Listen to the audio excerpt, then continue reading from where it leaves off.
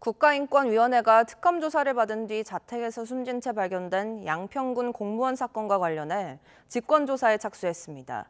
김건희 특검 등을 대상으로 조사하게 되는데 강제권과 처벌 권한이 난항이 예상된다는 의견도 있습니다. 윤태인 기자가 보도합니다.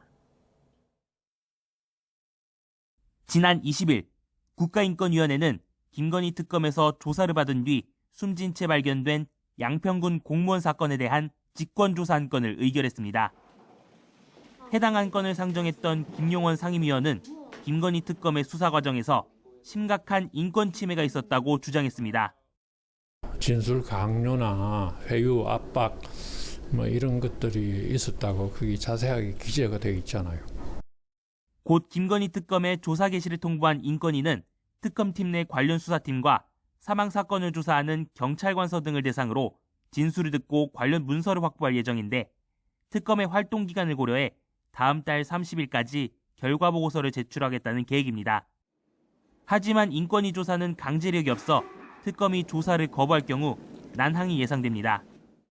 강제 수사에 대한 규정이 그런 수사기관에는 있는데 국가인권위원회법에는 없는 거죠. 완강하게 거부하면은 강제할 수는 없습니다. 압수수색과 같은 그런 것들은 할 수 없죠.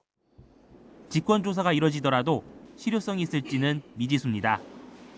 지난 2002년 인권위는 검찰 조사를 받다가 가혹행위로 피의자가 숨진 사건과 관련해 서울지방검찰청을 방문하는 등 조사에 나섰습니다. 직권조사 필요한 부분에 대해서 구조물, 시설물 그런 여러 가지 이제 장치물들에 대해서 저희들이 다 봤고. 하지만 검찰은 관련 자료를 제출해달라는 인권위 요구를 수사지장 우려 등을 이유로 거부했고 인권위가 숨진 피의자를 수사했던 검사 등을 불법 체포와 감금 등 혐의로 고발한 건은 불기소 처분했습니다.